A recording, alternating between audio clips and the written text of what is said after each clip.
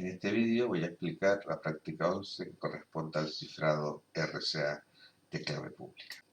A la izquierda tenemos el programa principal. Siguiendo la traza, lo primero que se hace es calcular las claves públicas. Elegimos para ello dos números primos y lo comprobamos con el test de Peralta, que comprueba que no es divisible por los 5 primeros primos ni por 100 primos aleatorios entre 0 y el propio número. Y si no fuera así, pues el número no sería primo y habría que introducir otro, como ocurre en el ejemplo. Siguiendo la traza del programa, calculamos n, que la usaremos como módulo tanto en la clave pública como en la privada, y la guardaremos para más adelante.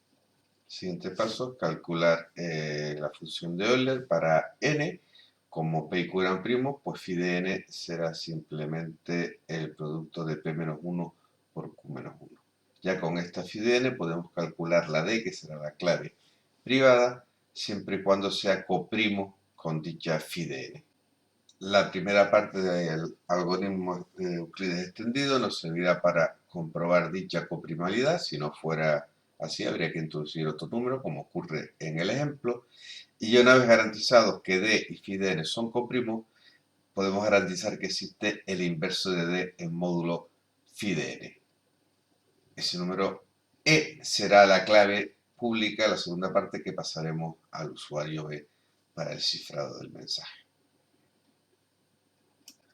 Ya teniendo calculadas las claves públicas y privadas, estamos en condiciones de realizar el cifrado y descifrado de los mensajes.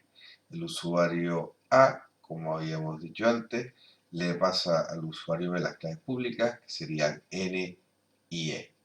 El usuario B entonces ya está en condiciones de cifrar el mensaje, pasa el texto a un número para poder realizar el algoritmo de exponenciación rápida en módulo n y el exponente g. El usuario A recibe el mensaje cifrado y lo descifra usando el mismo algoritmo, solo que el exponente e ahora es la d, que era su clave privada que había guardado. Ahora vamos a comprobar que los datos del enunciado se corresponden con los del programa y seguimos la traza de lo que va ocurriendo. Tenemos el ejemplo 1, entonces lo primero que hace es calcular que P y Q son primos usando el test de Peralta.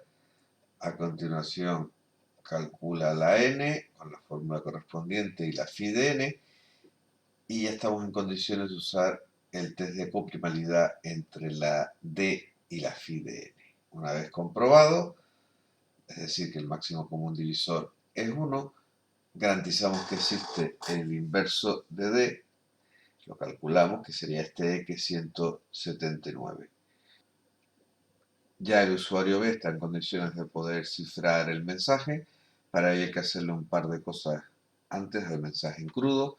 Le pasamos un test para eliminar espacios en blanco, comprobar que no hayan elementos que no pertenezcan al alfabeto que estamos utilizando, y corremos el método SizeBlock para calcular el tamaño del bloque en el que vamos a dividir el mensaje. Esos bloques los convertimos a decimal con el método block2decimal y después llamamos al método cifrado RCA para cifrar el mensaje.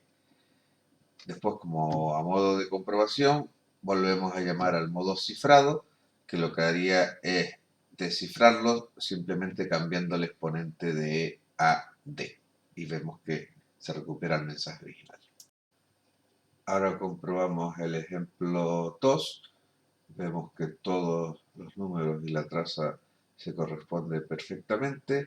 En este caso el bloque era 4, con lo cual los bloques de mensaje eran de 4 caracteres. Vamos a ver qué ocurre si introducimos los datos por teclado. Va a ir comprobando que son válidos los números introducidos. Comprueba si son primos P y Q. Comprueba la coprimalidad entre D y phi de n. Chequea si el texto hay caracteres que no pertenecen al alfabeto, y en este caso en concreto vemos que la longitud del bloque no es múltiplo de la longitud del mensaje, con lo cual se añadirán tantas X como falten hasta completar el bloque y se procederá al cifrado y descifrado normal.